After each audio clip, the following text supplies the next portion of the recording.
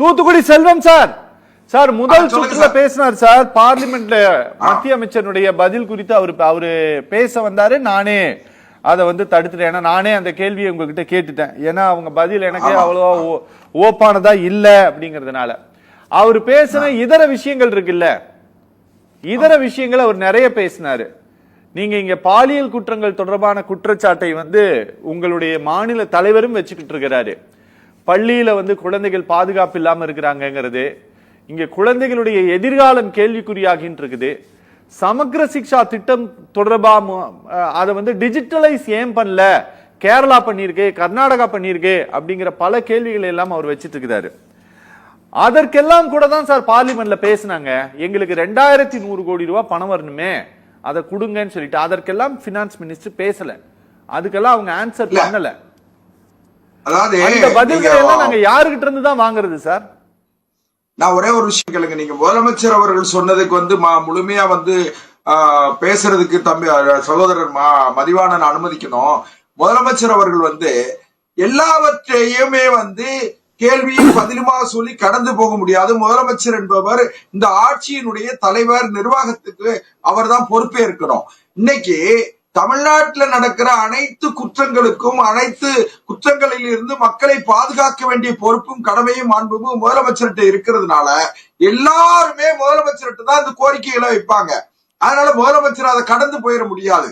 ஒண்ணு. ரெண்டாவது, நான் இன்னும் என்ன சொல்றேன்னா, நான் அப்பாவாக கேட்கிறேன், நான் குடும்பத்தின் மூத்தவனாக கேட்கிறேன், மது குடிக்காதீர்கள், மது தீமை என்று தெரிந்த பிறகும் ஏன் குடிக்கிறீர்கள்? இவர் உடனே சத்யராஜ் பின்னால இருந்து இந்த ஷூட்டிங் அது நடக்குன்னு சொல்றதுக்கு காரணம் என்னன்னா, உடனே திரைப்பட நடிகர் சத்யராஜ் முதலமைச்சர்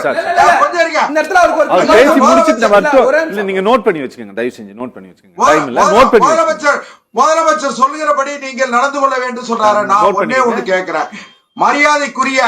மரியாதைக்குரிய முதலமைச்சர், மாண்புமிகு முதலமைச்சர் அவர்கள் திமுக குடும்பம் நடத்துகிற 11 மது ஆலைகள் தமிழ்நாட்டில் இருக்கு. இருங்க ஒரு நிமிஷம் இருங்க, ஒரு நிமிஷம் சார். மதிவாணன் சார்,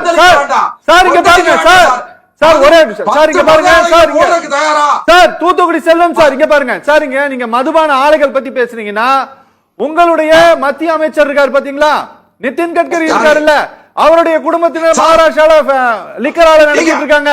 இந்த நாட்டுல நீங்க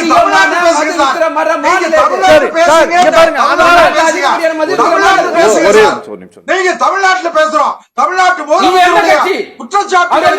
தமிழ்நாட்டு கேள்வி பதிலுக்கு குஜராத் மாடல் தான் இந்த நாட்டை காப்பாத்தணும் சொல்றீங்கல்ல, ஒரு பொய்யான திட்டத்தை நீங்க தமிழ்நாட்டினுடைய முதலமைச்சர்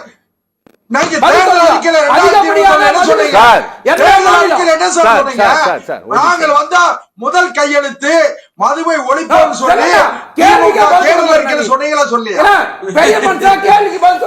நான் சொல்றேன், அதிகப்படியான மது விற்பனை உத்தரப்பிரதேசம். நான் ஒண்ணு கேள்வி தமிழ்நாட்டை சார்ந்தது.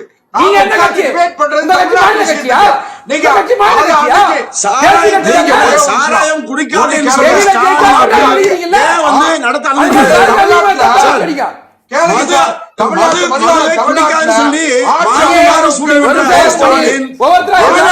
உங்களுக்கு இல்ல. அடுத்த தலைவர் கொஞ்சம் அமைதியா இருக்கு சார். தொலைக்காட்சியில தோண்டி அப்பாவா தந்தையா வேதனைப்படுற வருத்தப்படுற இதுல எங்க நாடகம் போடணும். சரி, யாருக்கு வேணும்? நீங்க ஒரு நாடகக்காரங்க, உங்களுக்கு அப்படிதான் தெரியும்.